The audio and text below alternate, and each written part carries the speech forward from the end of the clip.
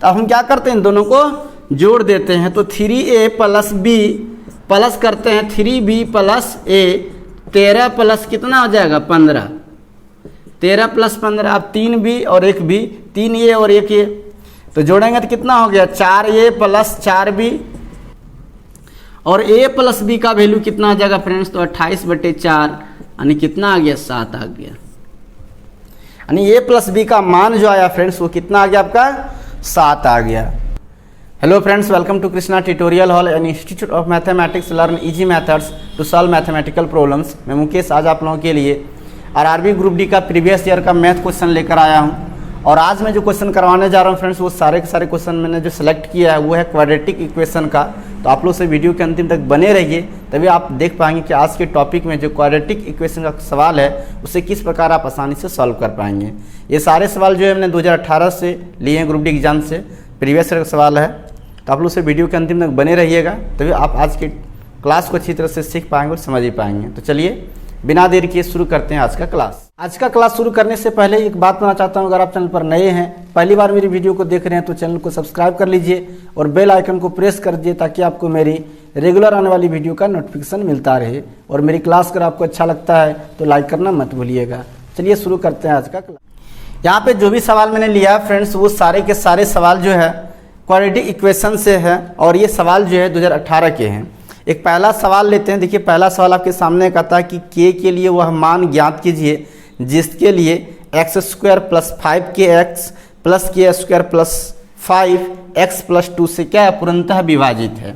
तो जो इक्वेशन दिया वो उस पर ध्यान से देखिए, x² कह रहा है प्लस 5kx बोल रहा है, फिर बोल रहा है k² प्लस 5, यह मान जो है कहता है किससे विभाजित है, तो x प्लस 2 से क्या है विभाजित है। यानी ये जो समीकरण है x प्लस 2 से अगर भाग देते हैं तो क्या हो जाता है, ये पूर्णतः विभाजित हो जाता है, यानी शेषफल जो है मेरा 0 आएगा। तो अगर आपने पढ़ा है शेषफल परिमेय और गुणनखंडन परिमेय तो आपको याद होगा कि जिससे हम भाग देते हैं इसका एक शून्यक निकालते हैं। इसका एक शून्यक क्या होगा, शून्य कहने का मतलब होता है फ्रेंड्स कि इसको आप 0 के इक्वल कीजिए, तो x प्लस 2 बराबर 0 करेंगे तो x का वैल्यू कितना आएगा -2। यानी शून्य का मतलब क्या हो गया कि x का वह मान जिसे यहाँ पर रखने पर इसका वैल्यू क्या हो जाए 0 के बराबर हो जाए। तो आप देखिए अगर -2 अगर x के जगह पर आप रखते हैं तो -2 प्लस 2 कट के क्या आ जाएगा 0 के बराबर आ जाएगा। इसलिए जब भी जो कोई भाजक दिया रहे और उसमें पूर्णतः भाग लग रहा है तो आप शेषफल परिमेय का फॉर्मूला लगाइएगा। शेषफल परिमेय से क्या होगा कि आपका जो इसका शून्यक होगा उसे इस पर रखेंगे तो इसका मान किसके बराबर हो जाएगा 0 के बराबर हो जाएगा। इस शेषफल परिमेय का आता है। अब देखिए मेरा x का एक मान जो आया वो -2 आया, मतलब इस भाजक का एक शून्यक जो है वो -2 है। तो आप क्या करेंगे, इस पर रख दीजिए वैल्यू पर, तो -2 का square plus 5k into -2 plus k² plus 5 equal क्या हो जाएगा 0 हो जाएगा। शेषफल परिमेय का आता है, इसका जो शून्यक आया उसे इस बहुपद में क्वाड्रेटिक जो है पोलिनोमियल है, इक्वेशन नहीं, इक्वेशन अब ये बना, ये पोलिनोमियल है, इसमें रखेंगे तो इसका मान क्या होगा 0 के इक्वल हो जाएगा, यानी शेषफल 0 बचेगा। तो देखिए यहाँ पे 2 का स्क्वायर करेंगे तो कितना होगा 4, 5 दूनी कितना हो गया 10k प्लस हो गया k² और प्लस हो गया 5 इक्वल 0 हो गया। अब +4 और +5 है, दोनों को ऐड करेंगे तो क्या हो जाएगा 9 हो जाएगा। तो पहले k² को लिखिए, तो k² माइनस 10k और प्लस 9 इक्वल 0। अब यहाँ पर देखिए फ्रेंड्स कि ये जो है ये k यहाँ पे वेरिएबल नंबर जो है k आ गया और उस टर्म में यह क्या बन गया क्वाड्रेटिक इक्वेशन बन गया। यानी ये पोलिनोमियल भी है तो पोलिनोमियल को भी आप शून्य के टर्म में लाकर यानी बराबर 0 लाकर ही सॉल्व करते हैं। तो इससे आप सॉल्व कीजिए। आपको पता होगा यहाँ माइनस प्लस है, साइन थोड़ा हम यहाँ लिख देते हैं अगर आपको पता नहीं तो माइनस प्लस रहने पर क्या होता है माइनस माइनस, प्लस माइनस रहने पर प्लस माइनस, माइनस प्लस रहने पर जो है प्लस प्लस रहने पर जो है वो होगा प्लस प्लस, और प्लस माइनस माइनस रहने पर क्या होगा माइनस प्लस होगा। इस साइन को याद रखिएगा। यानी कहने का मतलब है कि 9 का जो यहाँ पे अचर पद है, जो कांस्टेंट टर्म है, इसका एक ऐसा फैक्टर करना है जिसको आप इंटू करेंगे तो 9 होगा, और साइन क्या है माइनस प्लस है तो माइनस प्लस और माइनस माइनस, यानी माइनस में माइनस ऐड करने पर 10 आएगा। तो 9 का फैक्टर क्या होता है 9 1 जा 9, यानी 9 एकम 9 होगा और 9 और 1 जोड़ेंगे तो कितना हो जाएगा 10 हो जाएगा। तो यहाँ पर देखिए एक बार लिख देते हैं हम -9k प्लस 9 इक्वल 0।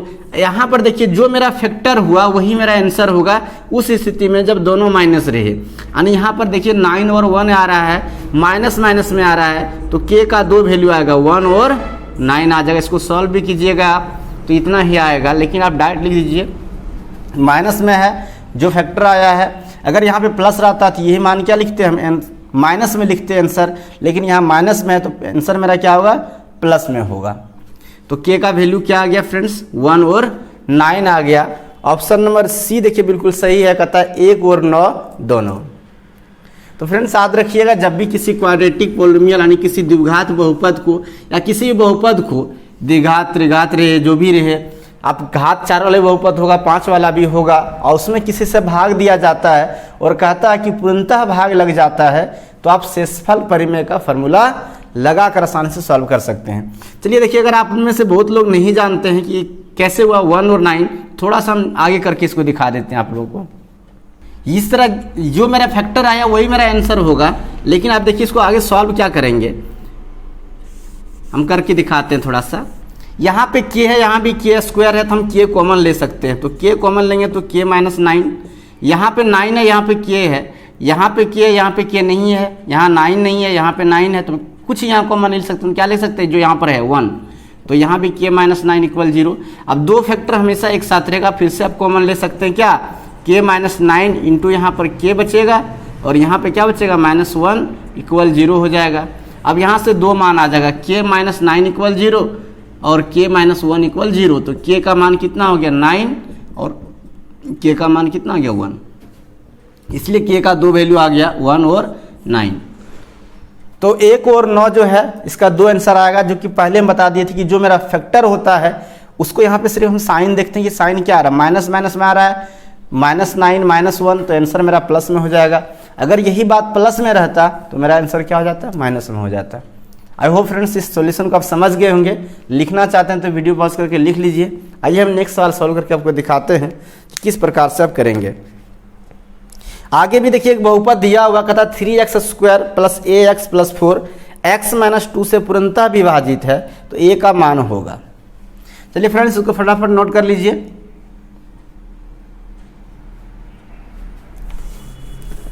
आइए नेक्स्ट सवाल को सॉल्व करके दिखाते हैं फ्रेंड्स। अगला सवाल जो है उसमें एक बहुपद दिया हुआ है, पॉलिनोमियल दिया हुआ 3x square plus ax plus 4 और कहता है कि यह जो है x माइनस 8 से क्या है विभाजित है, तो a जो यहाँ पर है उसका वैल्यू क्या होगा। अभी जो मैंने सवाल बनाया फ्रेंड्स उसी तरह सेम टू सेम यह भी सवाल बनेगा। आपको कुछ करना नहीं है, सबसे पहली बात जो है वो इसका आपको एक शून्यक ज्ञात करना है। शून्यक ज्ञात करने के लिए इसको आपको 0 को इक्वल करना है, तो x का वैल्यू कितना आ जाएगा 8 आ जाएगा।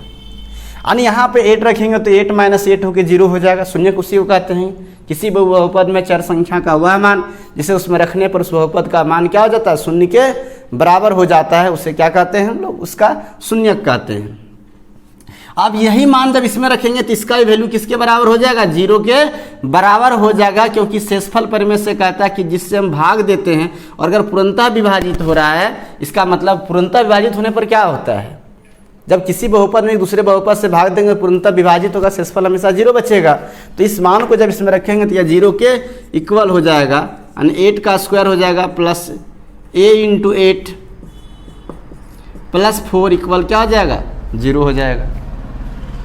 अब क्या करेंगे 8 का स्क्वायर कीजिए तो 64 प्लस 8a प्लस 4 इक्वल 0। अब यहाँ इंटू कर दीजिए इसको, 64 गुना 3 कीजिए तो 3 चौका 12 के 2, 3 छक 18 और 1 19 प्लस 8a प्लस 4 बराबर 0। अब देखिए 4a प्लस में 192 प्लस में है तो कितना आ जाएगा 196 प्लस 8a इक्वल 0 और 8a बराबर क्या हो जाएगा 196 और a बराबर क्या होगा 196 बटे 8। अब 8 से जो है यानी कि 8 से 196 आप भाग दे दीजिए तो कितना होगा 8 दूनी 16 बचेगा 3 36 हो जाएगा। अच्छा एक चीज़ और देखिएगा फ्रेंड्स, ये यहाँ प्लस में है, जब इसको हम इक्वल के उस साइड ले जाएंगे तो क्या आ जाएगा ये -196 हो जाएगा, 8 दूनी 16 हो जाएगा माइनस में 2 आएगा, बचेगा यहाँ पे कितना 3 36, 8 चौका 32 लगेगा, बचेगा 4 40, 8 पंचे 40, यानी ए का वैल्यू कितना आ गया फ्रेंड्स -24.5 आ गया, 24.5 आया है। तो ऑप्शन नंबर जो है बी आपका बिल्कुल सही हो जाएगा। तो यहाँ पर सिर्फ वो सवाल उठा रहे हैं आज फ्रेंड्स कि जो एक पोलिनोमियल में, एक बहुपद में दूसरे बहुपद से भाग देने पर कोई भी उसमें अगर अज्ञात पद है और उसे ज्ञात करने के लिए कह रहा है तो आप उसे कैसे ज्ञात करेंगे। आइए नेक्स्ट सवाल लेते हैं।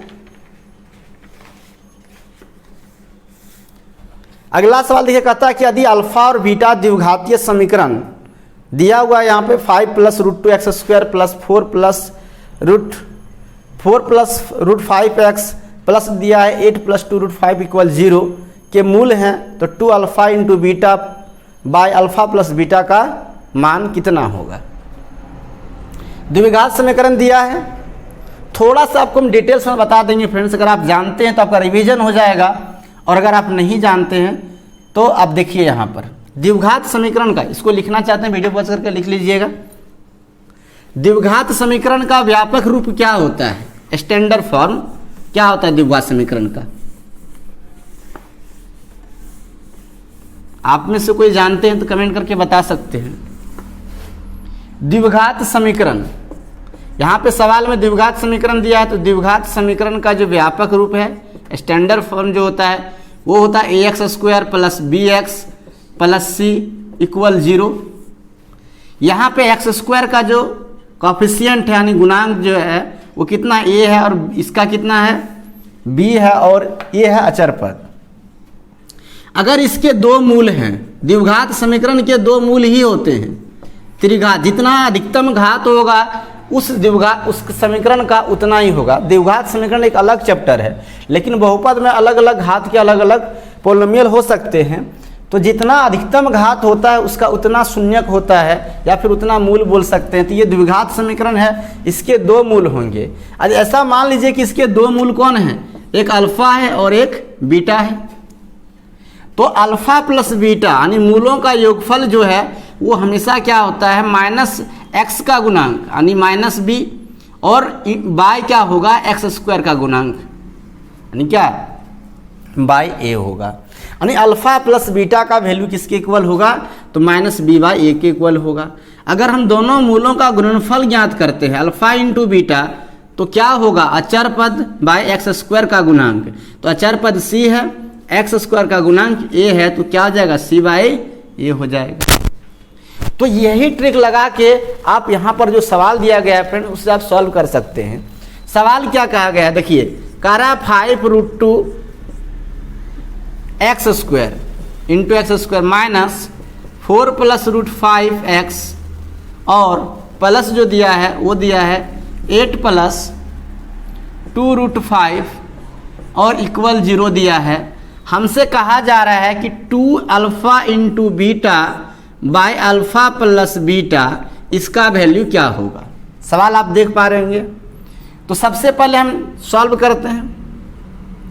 2α × बीटा बाय क्या अल्फा प्लस बीटा, तो अल्फा × बीटा फार्मूला यहाँ पे है c/a, तो c कितना है यहाँ पे 2 लिखिए, और c लिखा है 8 + 2√5 बाय a कितना है 5 + √2 बाय, फिर कह रहा है अल्फा प्लस बीटा, तो माइनस होता है, तो माइनस तो यहाँ पहले से है, तो माइनस और माइनस क्या हो जाएगा प्लस, आप लिखिए 4 + √5 और बाय क्या लिखेंगे तो 5 + √2। अब ध्यान से देखिए फ्रेंड्स, ये दोनों टर्म जो है वो कटने लायक है, तो हमने इसे क्या कर दिया कटा दिया। अब मेरे पास क्या बचा, तो मेरे पास बचा 2 × 8 + 2√5 और नीचे क्या बच रहा है 4 + √5। 4 प्लस क्या बचा है √5 बचा है। अब देखिए इसको अगर ब्रैकेट बंद करके रखें तो क्या यहाँ 2 हम कॉमन नहीं ले सकते हैं, 2 × 1 = 2 और 2 × 4 = 8, तो हमने यहाँ पे 2 कॉमन ले लिया, तो 2 कॉमन लेंगे तो 4 प्लस क्या बचेगा √5, और यहाँ पे क्या बचेगा 4 + √5। अब ये दोनों टर्म भी क्या है सेम है, कैंसिल हो गया, तो बच क्या गया फ्रेंड्स 2 × 2 4 होगा, यानी आपका आंसर कितना आ गया तो 4 आ गया।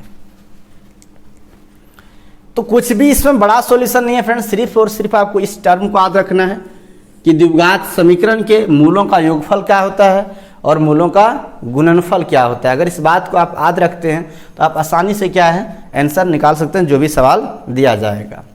इस सॉल्यूशन को लिखना चाहते हैं लिख लीजिए फ्रेंड्स। आज से क्लास कैसा लग रहा है, अच्छा लग रहा है तो लाइक कर दीजिए, ज़्यादा शेयर भी कर दीजिएगा। और देखिए अगला सवाल कैसे सॉल्व करेंगे। अगला सवाल कह रहा है कि 2x² + ax + b को x - 3 से विभाजित करने पर 31 और x² + bx + b को x - 3 से विभाजित करने पर 24 शेष बचता है। तो a + b का मान कितने के बराबर होगा। बहुत आसान सवाल है, इसमें कुछ नहीं करना है आपको, यही शेषफल परिमेय जो है उस चीज़ को आपको लगाकर सॉल्व करना है।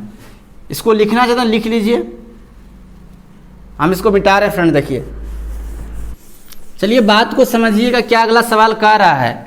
यहाँ पे 2 ठो दिया है पोलिनोमियल, 2 ठो बहुपद दिया है, एक a² 2x² + ax + b दिया हुआ है और कहता है इसको भाजक इसका क्या है, इसका भाजक है x - 3 और शेष क्या बच रहा है 31। और एक और पोलिनोमियल है x² + bx + a, इसका भाजक क्या है, तो इसका भाजक जो है वो भी x - 3 है और शेष इसमें अलग बच रहा है, इसमें बच रहा है 24। तो दोनों का जब एक ही है भाजक, अलग अलग बहुपद अलग अलग है तो शेषफल भी अलग अलग बच रहा है। तो शेषफल परिमेय से इनका शेष पहले आप शून्यक निकालिए। तो x - 3 = 0 करेंगे तो x का वैल्यू 3 आ गया, मतलब इस भाजक का एक शून्यक जो है फ्रेंड्स वो कितना आ गया 3 आ गया। अब पहले इसमें रखिए, इसमें जब रखेंगे शेषफल परिमेय ये कहता है कि जो भाजक का शून्यक है उसको उस पर रखने पर जो शेषफल बचेगा, अगर पूर्णतः विभाजित होगा तो बराबर में 0, अगर पूर्णतः विभाजित में कुछ शेष बच रहा है तो क्वेश्चन में दिया है शेष कितना बच रहा है 31। तो लिखिए 2 × 3 का स्क्वायर प्लस a × 3 + b और शेष कितना बच रहा है 31 बच रहा है। तो 2 गुना कितना हो गया 9 + 3a + b = 31। अब आगे लिखिए 9 दूनी कितना हो जाएगा 18 + 3a + b बराबर कितना 31 और 3a + b बराबर कितना होगा 31 - 18। तो 3a + b का मान कितना आ गया 11 में 8 गया 3 13 आ गया। अब यही टर्म लगाएंगे इसमें x² है तो x² मतलब कितना 3 का स्क्वायर प्लस b × 3 + a और शेषफल कितना बच रहा है 24 हमने लिख दिया। और देखिए 9 + 3b + a बराबर कितना 24 और 3b + a बराबर कितना हो जाएगा तो 24 - 9 और 3b + a बराबर हो गया 15। अब बहुत ही आसान सवाल है, इसके आगे जो पूछ रहा है हमसे बोलता है कि a + b का मान बताइए। तो ये भी a + b है, ये भी a + b है, लेकिन दोनों को अगर जोड़ देंगे फिर भी a + b ही रहेगा। तो अब हम क्या करते हैं दोनों को जोड़ देते हैं। तो 3a + b प्लस करते हैं 3b + a 13 प्लस कितना हो जाएगा 15, 13 + 15। अब 3b और 1b 3a और 1a तो जोड़ेंगे तो कितना हो गया 4a + 4b बराबर हो जाएगा 28, 5 3 8 1 और 1 2। यहाँ पे 4 कॉमन लीजिए तो a + b का वैल्यू कितना हो जाएगा 28 और a + b का वैल्यू कितना हो जाएगा फ्रेंड्स तो 28/4 यानी कितना आ गया 7 आ गया। यानी a + b का मान जो आया फ्रेंड्स वो कितना आ गया आपका 7 आ गया। आई होप फ्रेंड्स आपने पूरी वीडियो देख लिया होगा और आज मैंने आपको 4 क्वेश्चन प्रीवियस का कराया द्विघात समीकरण का। हम बहुत छोटे छोटे वीडियो आप लोगों के लिए लेकर आएंगे, आप लोग सिर्फ वीडियो पूरा देखिएगा और सीखिए कि किस प्रकार से आप सॉल्व करेंगे। ये सारे के सारे सवाल जो है फ्रेंड्स वो प्रीवियस ईयर के 2018 में पूछे गए हैं। तो चलिए फ्रेंड्स इसको लिखना चाहते हैं लिख लीजिए और आज का क्लास कैसा लगा है कमेंट करके जरूर बताइएगा। तो चलिए फ्रेंड्स आज का क्लास हम यहीं खत्म करते हैं, मिलेंगे नेक्स्ट पार्ट में और कुछ और भी प्रीवियस ईयर का सवाल लेकर हम आएंगे। तो आज का क्लास कैसा लगा इसका कमेंट के जरूर बताइएगा। अच्छा लगा है तो लाइक कर दिए, ज़्यादा शेयर कर दिए और नए हैं तो चैनल को सब्सक्राइब कर लीजिए। तो चलिए फ्रेंड्स मिलते हैं फिर नेक्स्ट क्लास में, तब तक के लिए आप सबको थैंक यू।